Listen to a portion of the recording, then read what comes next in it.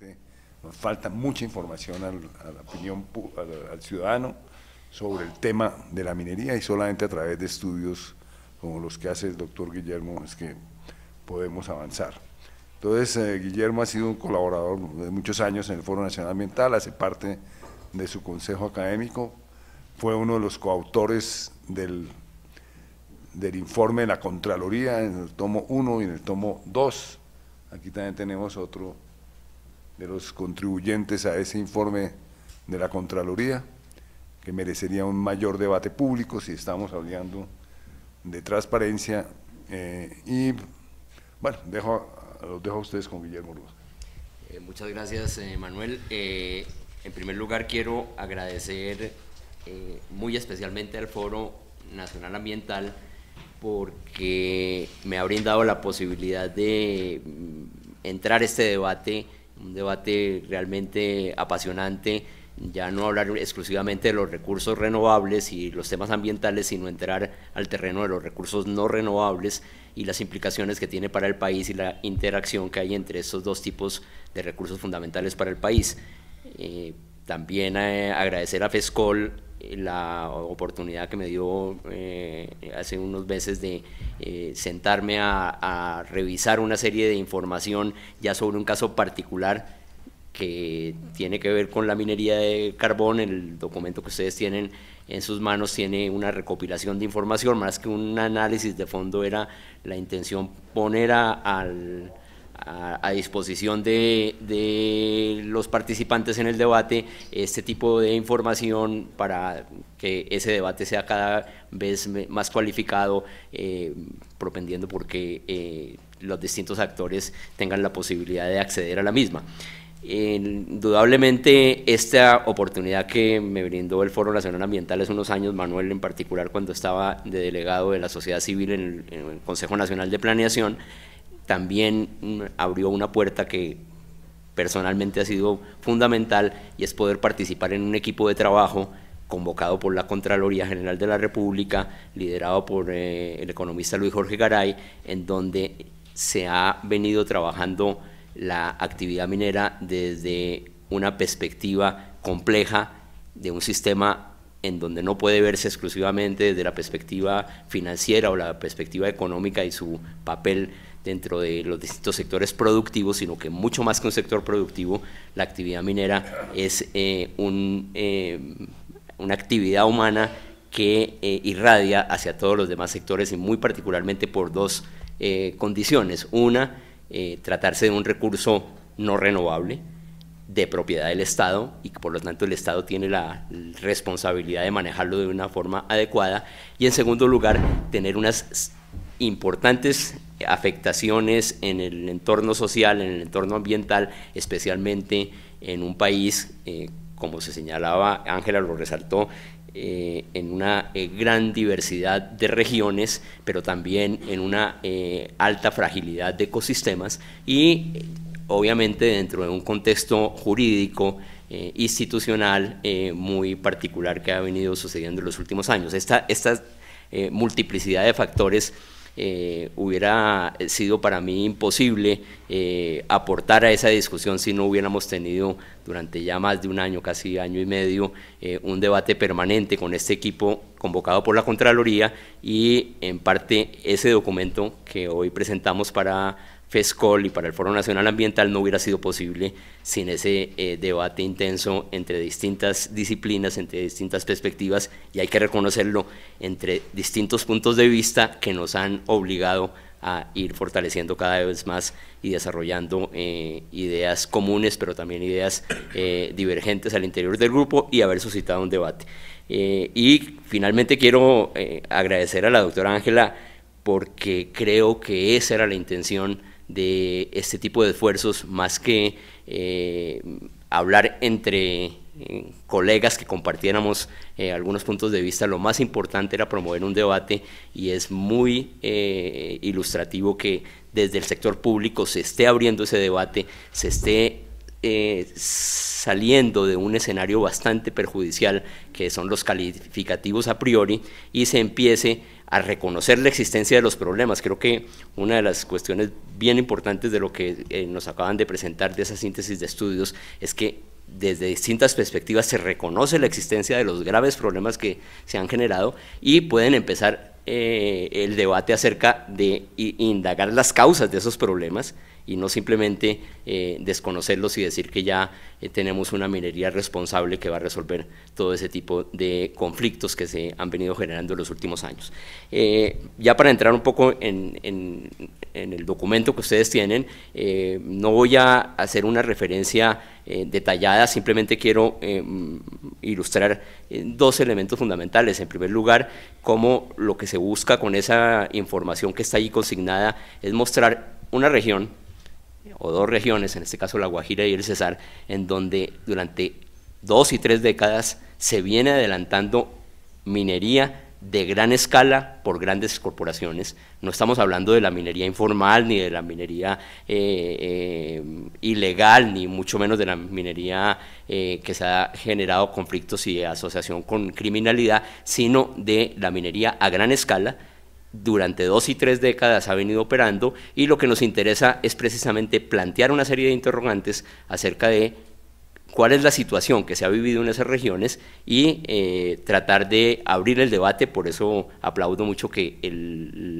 los estudios que se están promoviendo desde la UME estén orientados en esa dirección. Quiero mencionar un detalle en particular, y es que indudablemente el cambio económico en esas regiones ha sido fundamental. Allí están los datos en este documento, y obviamente también se pone en evidencia algo que vamos a mencionar un poco más en detalle, cómo hay una situación crítica en la población de estas regiones. Bien interesante que empiezan a haber divergencias y debate acerca de las causas de ese tipo de situaciones, pero quiero resaltar cómo después de un letargo muy fuerte de la institucionalidad colombiana, finalmente se produce un hecho trascendental el año pasado, y por eso le dedicamos un recuadro en extenso en el documento, y es un pronunciamiento formal de la Corte Constitucional, en donde, frente a una tutela interpuesta por una familia vecina de la actividad minera de la Drummond, que había sido negada por el Tribunal de Valledupar, que había sido prácticamente respaldada esa negativa del tribunal en la ausencia casi total de información de los distintos actores que se le solicitaban la misma, finalmente la Corte Constitucional termina dándole la razón a esta familia y responsabilizando a la empresa de los problemas de salud que esta familia estaba poniendo de presente. ¿Por qué resalto esto? Y es precisamente, aún y a pesar de la ausencia de información, de que buena parte de las instituciones no suministraron información que permitiera corroborar ese hecho, la Corte Constitucional toma la decisión de responsabilizar de algo que era evidente, pero que no había suficiente información. Y ahí es donde quiero resaltar el tema de la transparencia y la información. No hay información, no puede uno, y dice la Corte de esa forma, responsabilizar a la familia que está siendo afectada porque no haya información. La ausencia de información no es un motivo para no pronunciarse y no tomar una decisión jurídica, sino al contrario, dice la Corte, casi y de manera explícita en muchos casos, es un agravante de la situación que se está dando. No es nunca disculpa para no tomar decisiones frente a los afectados. Me parece que ese es un tema de gran trascendencia, porque pone de presente que la ausencia de información no es involuntaria siempre. En muchos casos es una decisión consciente de ciertos sectores que les interesa que no exista información. Y por eso creo que abordar estos temas, empezar a procesar cierta información que exista y sobre todo hacer una especial exigencia a los distintos actores de que hagan pública la información. Creo que tenemos una persona excepcional en eso. Fabio Velázquez está liderando un proceso de participación de la sociedad civil en una iniciativa internacional transparencia en la información en el sector minero energético. Creo que eso es fundamental en que Colombia avance en esa dirección. Lo que yo quiero hacer entonces, más que reproducir y comentar la información que está en el documento que ustedes tienen, es retomar, me dieron, como decimos en el lenguaje coloquial, me dieron papaya con el tema del análisis costo-beneficio, porque yo precisamente quiero traer 2 o 3 datos, que es los que quiero mostrar un poco en detalle de lo que sucede con la minería del carbón en relación con ese análisis beneficio-costo. Es indudable que una de las reiteradas referencias que se hace es que la minería tiene una gran contribución a las finanzas públicas y que es una oportunidad de crecimiento de la economía y por lo tanto no podemos prescindir de esa actividad. Yo estoy de acuerdo que la discusión no es si prescindir o no prescindir de esa actividad, es indudable que es una actividad, lleva 3 décadas en el país, la actividad de carbón, y tenemos futuro. La pregunta que uno se tiene que formular es si se debe continuar en la misma estrategia que ha operado durante esas 3 décadas o es necesario hacer un cambio fundamental en la forma de manejarlo. Y para hacerlo, lo que quiero resaltar es precisamente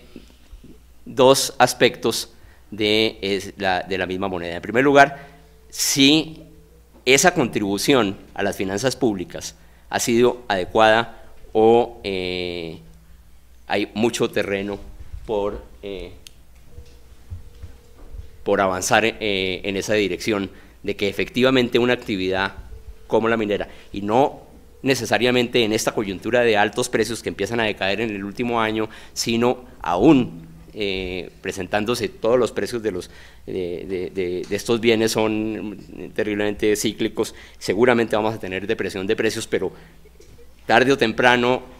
o nosotros, ojalá vivamos tanto, o nuestros hijos, verán nuevamente una bonanza de precios y no podemos repetir lo que hemos repetido en esos últimos 8 o 10 años de bonanza, en donde no se ha logrado capitalizar e reinvertir esas utilidades en la formación de capital físico y capital humano y capital institucional adicionalmente en el país. Para ilustrar ese dilema de si realmente ha contribuido o no como debería contribuir, voy a presentar en primer lugar unas cifras que, si la tecnología no lo permite, correcto, es indudable que el sector minero y energético le han dado al país, especialmente hidrocarburos y minería, le han dado al país una importante contribución en los ingresos de la nación. Aquí lo que tenemos básicamente es la suma de 2 grandes ingresos, todos los impuestos nacionales, la totalidad de impuestos nacionales, con información que nos suministra la DIAN, y le sumamos los ingresos por regalías. Y tenemos que las regalías pues tienen una participación todavía muy modesta, no alcanza el 10%, pero prácticamente se está duplicando en relación a lo que había hace 10 años. Le sigue el impuesto a la renta y el IVA. Son los 2 grandes fuentes, y obviamente no podemos omitir las regalías por ser uno de nuestros puntos de referencia. La minería y los hidrocarburos, la participación que tienen en ese gran ingreso de la nación es bastante importante, alcanza a ser entre un 25 y un 30% de los ingresos de la nación, es decir, del gobierno central, provienen de minería e hidrocarburos. Eso obviamente hay que tenerlo siempre en cuenta porque es un punto de referencia que siempre lo van a poner sobre la mesa, que no podemos desconocer y que al contrario tenemos que manejarlo de una forma adecuada. Ahora, si separamos hidrocarburos de minería, vemos que en el caso de hidrocarburos una altísima proporción de esa contribución proviene del sector de hidrocarburos y una relativamente pequeña del sector de la minería. Si nosotros vemos, mientras que hidrocarburos está participando 30-35% de esos ingresos totales, la minería, en donde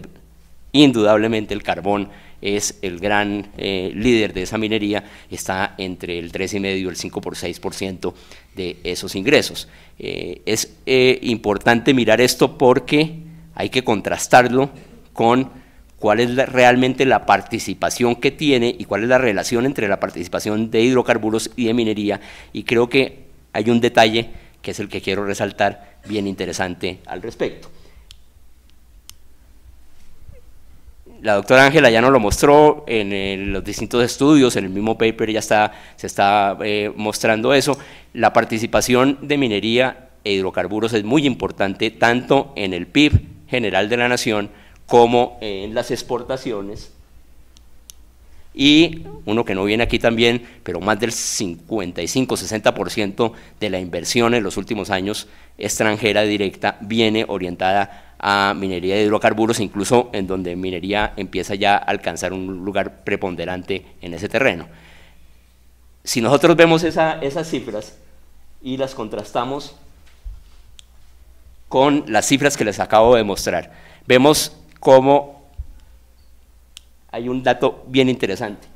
A pesar de que hidrocarburos es a duras penas 2 veces y media, menos de 3 veces,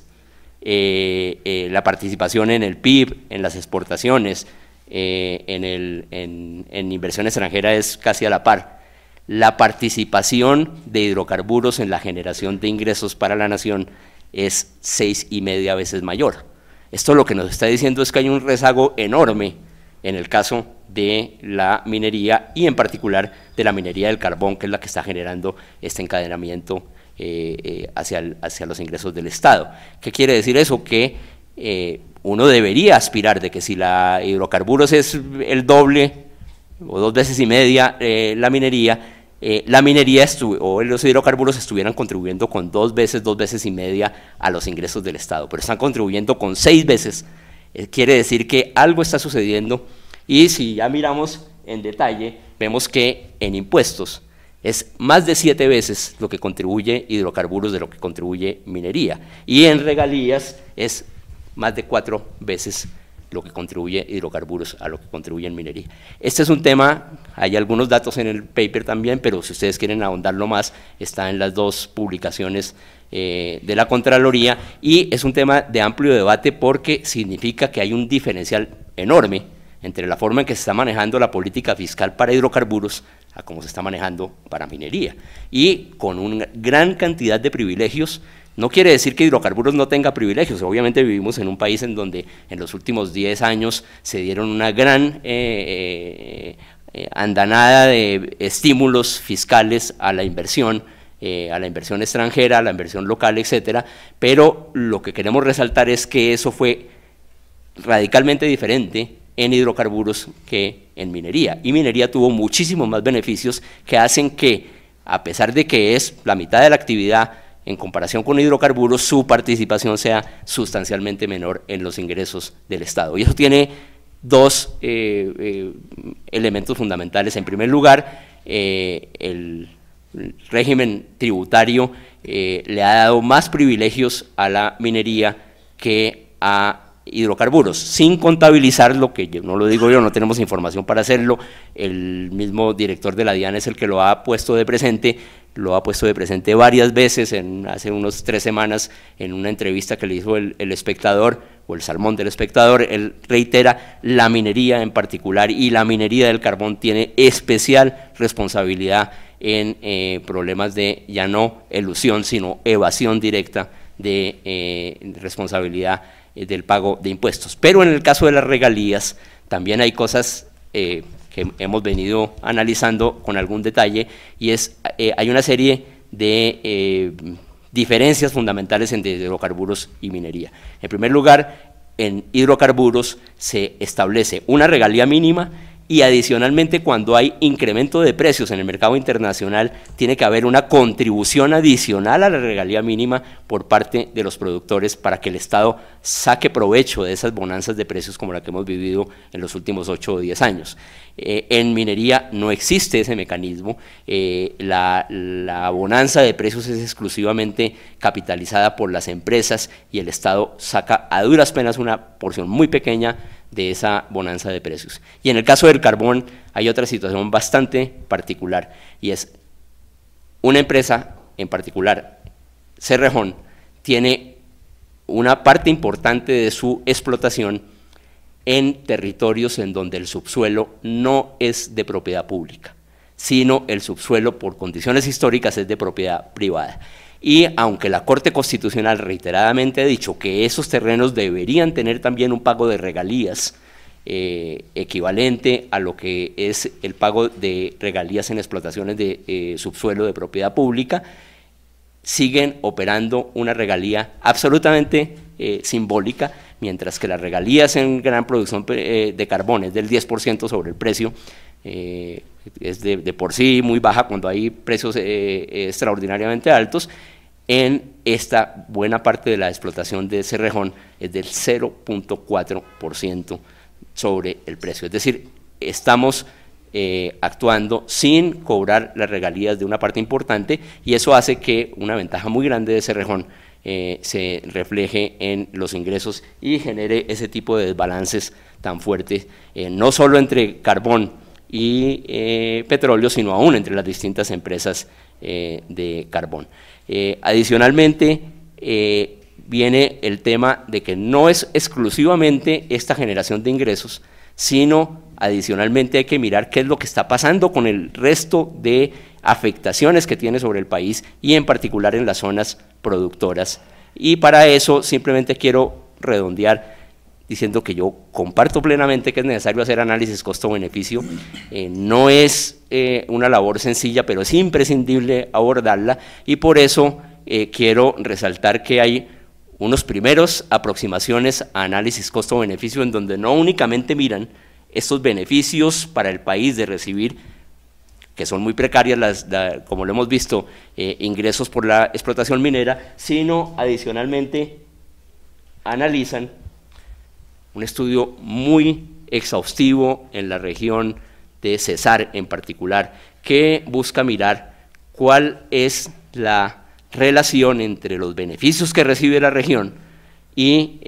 los costos sociales y ambientales. Hace una descripción muy detallada con un trabajo de campo hecho por grandes especialistas, con apoyo de expertos en labores de encuesta, con revisión de fuentes secundarias, etcétera, y encuentra una conclusión muy preocupante. Ellos dicen, después de este exhaustivo análisis, que lo que recibe la región por regalías a duras penas es el 64% de los costos que ellos saben que están subestimados, que ha generado la actividad sobre la región, de los costos sociales y ambientales que ha generado sobre la región. Le ponen especial énfasis a los costos sobre la salud, a los costos sobre los índices de pobreza, sobre las condiciones de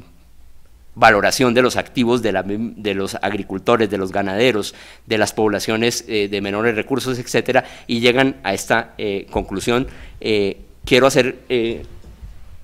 la tecnología no me había ayudado, los autores de este estudio, la Universidad de los Andes, en el año 2010, terminaron este estudio para el Ministerio en ese momento de Ambiente, Vivienda y Desarrollo Territorial, y lo que quiero resaltar en relación con la sentencia de la Corte Constitucional. La Corte Constitucional le preguntó al Ministerio de Ambiente qué sabía sobre los problemas que se estaban generando sobre la salud y sobre otros impactos sobre la población, y el Ministerio dijo que no tenía información, pero resulta que eso fue en el año 2013 y este estudio ya se lo había entregado a la Universidad de los Andes en el año 2010. Es decir, hubo realmente un ocultamiento de los resultados de este estudio que llaman la atención sobre el tema de transparencia. Y creo que, para terminar, quiero resaltar que hay un enorme contraste entre la actitud de estas instituciones, en donde en lugar de participar en el debate lo reducen a calificativos o descalificativos mediáticos, y lo contrasto con lo que la UCME nos presentó hoy, en donde efectivamente se nota que hay un cambio de actitud, en donde se reconocen los problemas, se llaman a los especialistas, se promueve el debate y se le da altura a la discusión. Y por supuesto tenemos mucho que ahondar sobre cuáles son las causas. Simplemente quiero terminar respondiendo un poco la inquietud que se plantea en uno de esos estudios. Indudablemente, nosotros nunca hemos afirmado que la causa de esas condiciones sean la existencia de la minería. Son una serie de factores dentro de los cuales la minería es uno de esos factores. Lo que hemos resaltado es que hay una gran diferencia nuevamente entre hidrocarburos y los municipios en donde se hace la explotación de carbón. El ejercicio que se hizo, ustedes lo pueden encontrar en el volumen 2 del libro Minería en Colombia de la Contraloría, fue comparar 4 tipos de municipios. Los municipios petroleros, los municipios de minería, principalmente de minería de carbón y de níquel, los municipios que tienen el mejor desempeño fiscal medido en términos de independencia de los recursos de la nación, es decir, autonomía financiera y que no eran capitales departamentales, y los municipios más conflictivos del país, que son los cocaleros. Y queríamos mirar cómo se ordenaban esos 4 grandes tipos de municipios. A pesar de que los municipios petroleros y los municipios mineros tenían ingresos per cápita muy por encima de los municipios que llamamos, digamos, de buen desempeño fiscal, los primeros municipios en indicadores sociales, institucionales, de pobreza, etcétera, eran los municipios no mineros. En segundo lugar y de cerca estaban los petroleros. Y queríamos ver qué tanto estaban de cerca de los cocaleros los mineros. Pues no. En tercer lugar estaban los cocaleros. Y en último lugar, los mineros. Es decir, sí estoy de acuerdo en que la minería tiene muchos otros factores que generan esta diferenciación, pero ¿por qué si los municipios petroleros comparten la lejanía, comparten la debilidad institucional, comparten el atractivo de la población, por qué en los municipios petroleros no se ha dado la crisis tan profunda que se ha dado en los municipios mineros? Es una pregunta que todavía está sin responder. Muchas gracias.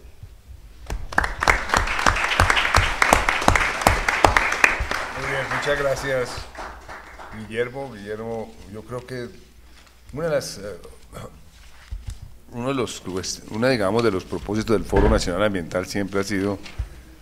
tener discusiones y controversias con documentos para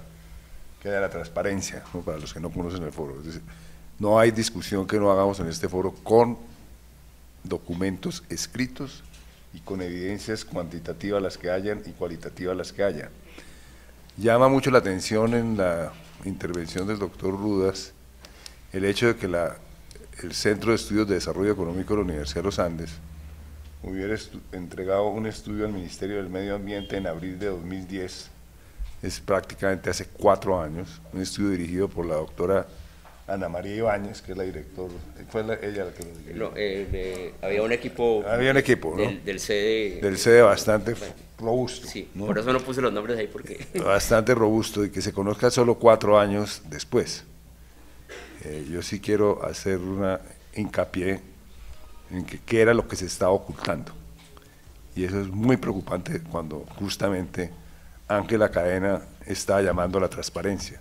que es lo que tenemos que llamar desde el Foro Nacional Ambiental, a la transparencia, de que se hagan discusiones sobre la minería con la mayor transparencia, con el objetivo único de que la minería que se haga en Colombia claramente beneficie al máximo posible las comunidades a nivel local y regional, y naturalmente al país a nivel nacional, minimizando los costos ambientales. Pero sí parece muy preocupante el tema, que valdría la pena que haya un debate público por qué el Ministerio del Medio Ambiente ocultó un estudio durante 4 años, y no solamente se lo ocultó al público, sino se lo ocultó a la Corte Constitucional, que me parece, pues, básicamente es una violación de la ley. Entonces llama mucho la atención y quería hacer hincapié sobre eso. Muy bien.